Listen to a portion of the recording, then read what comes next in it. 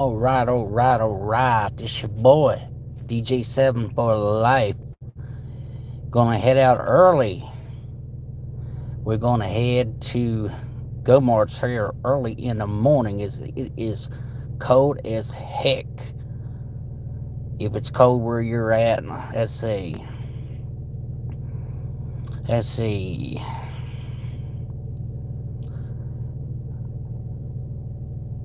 I want it on the community happening now. Let's see. That's not what I wanted to do. Let's change something. Let's end this. This is kind of aggravating.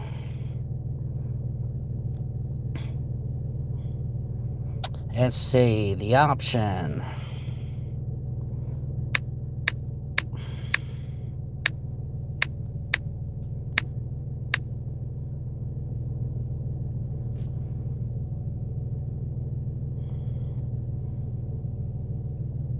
As we're happening now, is your boy's getting ready to head out on a secret mission, so to speak.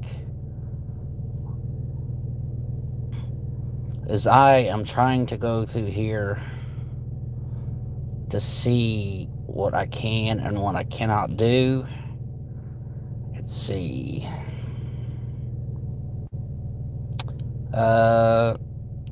Looks like everything is good to go here. Here on the stream. But anyway, I wanted to kill this. Let me kill this poll junk. I wasn't going to do a poll. Anyways. So, anyway. If you're out there this morning watching your boy DJ7 for life as we are getting ready to head out to Go Marts here early in the morning, and I'm going to tell you it is cold. People, it's cold. I'm not joking. It's cold. I've even happened to get myself bundled up, get ready here as we live on YouTube. Your boy DJ7 for life, saying salute to everyone that pops in the building, and then salute to the ones that don't pop in the building. Sometimes I know some of these live feeds don't want to go publicly, and that can be an aggravation. I'm going to tell you that right now. But, you can still watch the video even after that, because then I will definitely make it public then.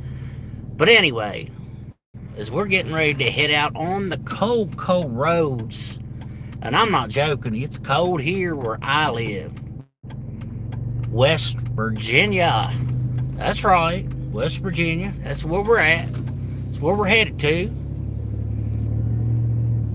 We're getting ready to head out, see what we can do in the morning. Here we are, 4 o'clock in the morning time. Woo! And it's cold. I mean, it's cold. I'm not joking. I'm not playing. You coming to West Virginia, you better be bundled up, people. Bundle it up. Get ready. Because I tell you what, the cold weather is on its way. It's on its way. And I believe that this is just the beginning of it. And I tell you, we're having a good day. But I want to talk about tonight. I wanted to talk about something that normally I don't talk about on the channel, but I'm going to talk about if you did not watch it, I'm going to tell you, the WWE pay-per-view, Crown Jewel. Wow. What I saw there, I did not see coming. I'll be honest with you. I did not see it. That was one of the worst pay-per-views I have ever ever seen. The other night, when it was on SmackDown, when the moment that Jay asked Roman Reigns, was he on board, pretty much, just the one word that Roman said when he said yeet, was more exciting than the whole pay-per-view Crown Jewel together. Honestly. The way they used Roman Reigns and the Usos was pathetic. It was pathetic. I mean, they made that the first match. The two bloodlines right in the very beginning, the very first match. And they had a botch call in the beginning. It should have already been over, but it was not supposed to be over. Jimmy was late on the breakup, or Roman would have been pinned for 3. But so anyway, the match goes on. As the match continues on, it just doesn't get any better. As the match goes on, it just seems like everywhere that they turned, everything that happened always went Solo's and his bloodline's way, and it did not go the way of Roman Reigns and Jimmy and Jay. I thought it was very awkward the way Jimmy and Jay was acting, where they still didn't trust either each other or they didn't trust Roman Reigns. Roman Reigns was looking very odd and out of place when they wouldn't tag him in. But once he did enter into the match,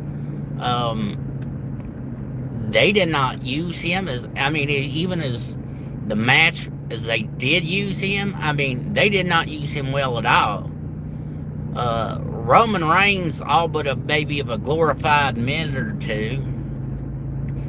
Other than that, got beat down, beat up, and, well, of course, thanks to Jacob Fatu and the rest of the doppelgangers, whatever, the rest of the bloodline, what'd they do?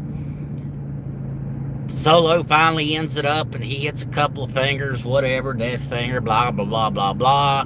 Roman Reigns hit him a couple times, and he pinned him. It was over with. 1, 2, 3. Now, a lot of people saying, now, what in the heck is going on with Roman Reigns? This is the guy that I've seen kick out of an avalanche.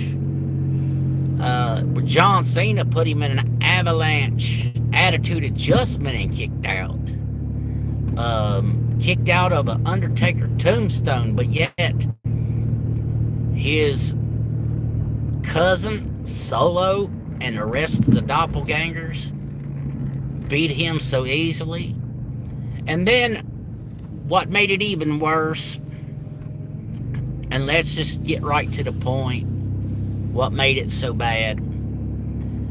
This pay-per-view got even worse, and I'm going to tell you why. Because here they are at the end. They've got Solo trapped in the middle of the ring. Sami Zayn comes to the rescue to save Jay Uso. And you wonder, what the heck is Sami doing out there? And so he goes in like he's going to help or hug it out with Solo. Instead, he puts a little exploder suplex on Solo. He gets in the corner and he getting ready like he's going to haluva kick Solo Sikoa. And what happens? Solo Sikoa moves out of the way and he haluva kicks Roman Reigns in the head, man. That made the ending even worse. Alright. Let's get past that match. That was the worst. Not the worst. That's actually not even the worst match of the night. But that was the worst tragic match of the night.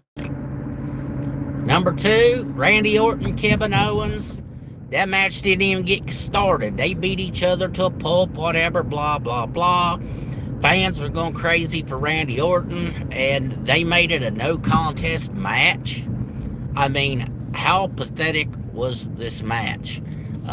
Yeah, they went at it, they fought, but again, it was a no contest, a no nothing. So, again, another fruitless match for nothing to beat it all. So, let's take that to an account. Let's go to another match. It's Tag Team Championships. The Women's Tag Team Gold is on the line with Jade Cargill, Bianca Belair in I think it was a triple threat. And they successfully retained their titles. That was an okay match. LA Knight in triple threat rules defended his United States Championship against Carmella Hayes and Andrade, and he retained the United States Championship. There were several times that definitely LA Knight would have been beaten, but the count was broken up. I think it was I kind of think it downplayed LA Knight's character, but again, it was a triple threat match. It was a pretty decent match. We go over to the women's side where you got Liv Morgan versus Nia Jax for the Women's Crown Jewel Championship. And of course, Nia Jax, Tiffany Stratton causing all these issues, interfering, blah, blah, blah, blah.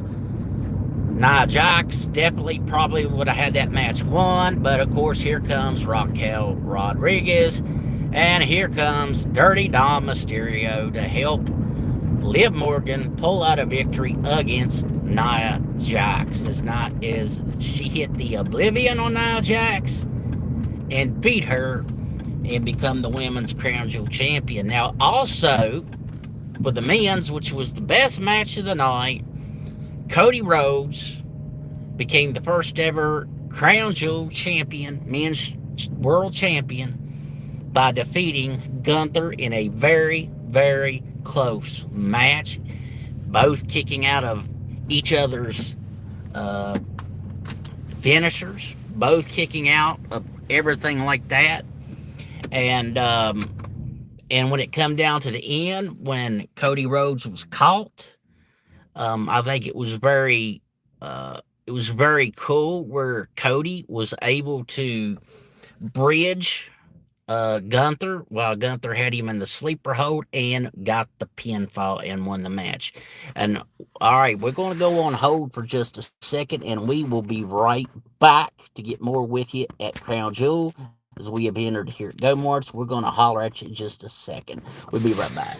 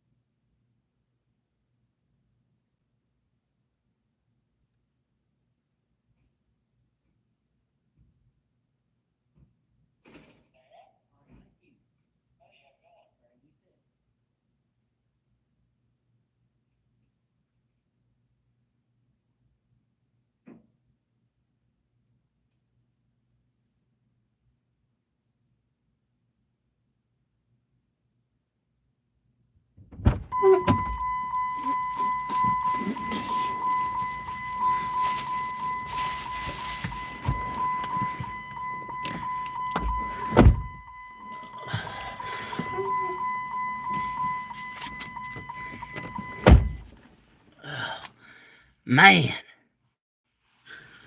I'm going to tell you something. Getting out this early in the morning, I don't know if it's worth it or not. Aye. Just to go out and get you something cold to drink.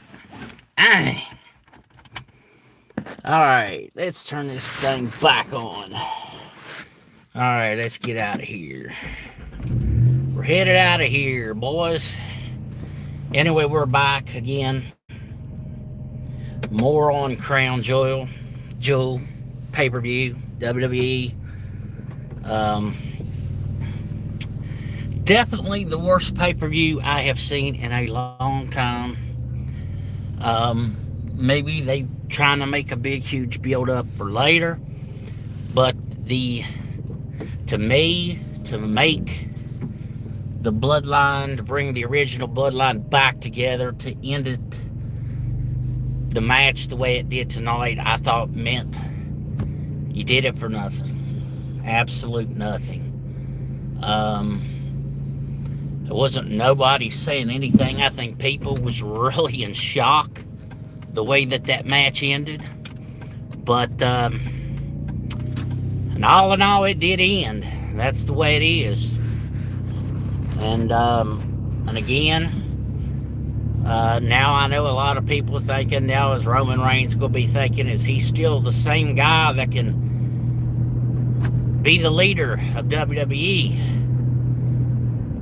And I watched him, and I'm not a big Roman fan, but I was really starting to get into Roman a little bit when he was starting to identify himself as an equal with Jey Uso. But then, like I said, even during his matches, he has not looked right ever since his return. And I get it, he's outnumbered. But it's just the way that they're making him look does not look well. It does not, and I don't think it bodes well for Roman Reigns, and I don't think it bodes well for the WWE Universe. I think it was to say that, and then, and to beat it all, even though the Cody Rhodes Gunther match was a good match, to be honest with you, to win it with such a, not a clearly definitive win. It was more, as I said, he was caught jumping off the ropes, put into a sleeper hole, which then Cody bridged him up and got the pin, which there's nothing wrong with that. But again, he got out of Gunther's finishers and Gunther kicked out of his finishers. It was an even playing field 100%. So I just do want you to know that, but they did make both champions look good. Like I said, it was the best match of the night, even though it didn't have the best ending. I wanted Cody to win. That still was obvious, but I was very, very surprised. All in all, what's going down. Now, with all the boxing that's going on, I know I haven't spoke anything about boxing, and I haven't been posting anything much besides the music videos, but I'm mostly, when it comes down to boxing, we talk about, people's got all these different ways they think that Mike Tyson is going to defeat you know, darn it, I know Logan Paul's his brother, but Jake Paul gonna knock him out, blah, blah, blah, blah, blah. I don't think that's gonna happen. I think Jake Paul will beat Mike Tyson. I think he'll outbox him. I ain't gonna say he's gonna outpower him, but let me tell you something. Jake Paul's got a lot of power. I watched him a few months ago, and to me, he was very impressive. But again, I say never say never. Anything can happen in boxing. Anything can happen in this world. I'm going to tell you right now. But the thing about it is, I don't think Mike Tyson can beat Jake Paul. I just don't. I haven't really been even keeping up with boxing. Everything's just been, been busy all around everything. Haven't even been able to been watching fights actively. I've missed some good fights probably. But I guess just like anybody else, I'm just wondering what the futures hold for a lot of different fighters. What future does it hold for Devin Haney? What is his next move going to be? We do know that Tank Davis is supposed to fight the Cockroach Man. Yeah, that's it. They're supposed to fight, I think, in December, if I'm not right. If I'm right, if I'm wrong, somebody comment. But to be honest with you, I think there's no way in heck that Lamont Roach is going to beat Tank Davis.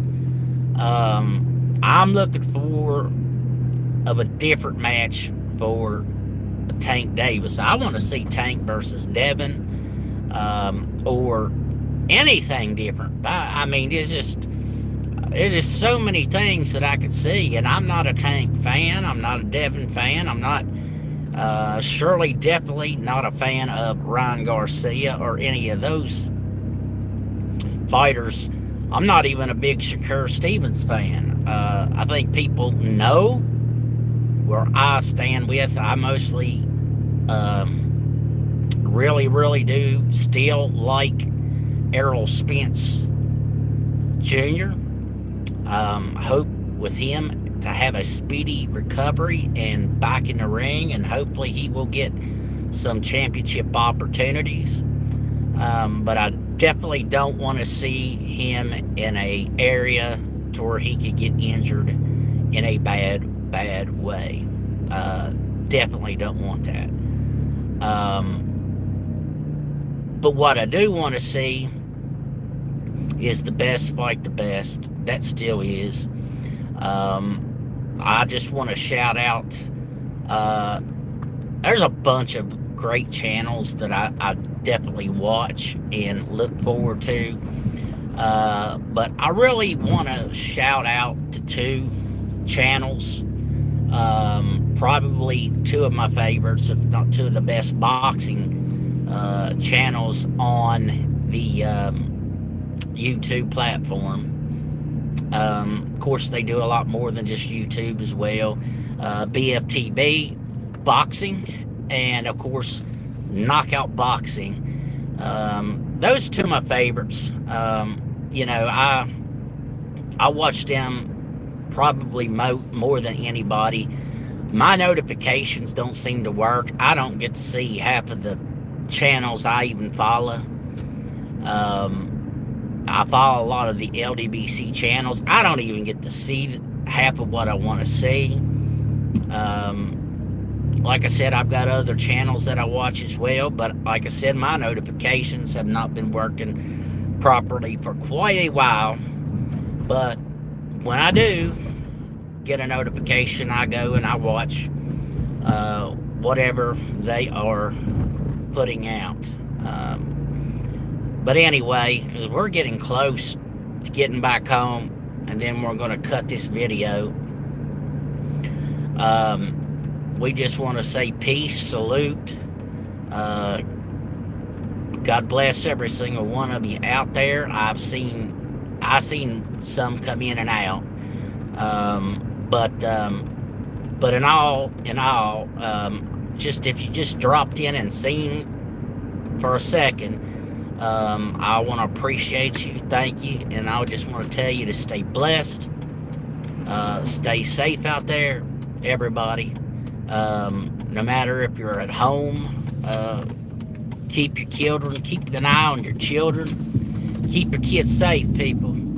Keep yourself safe, whether you're at work, no matter where you're at, if you're on vacation, whatever, keep your eyes on your surroundings, and make sure that you got your eyes aware of what's going on.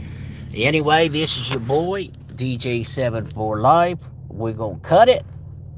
We're going to say peace, salute. We're going to just say deuces.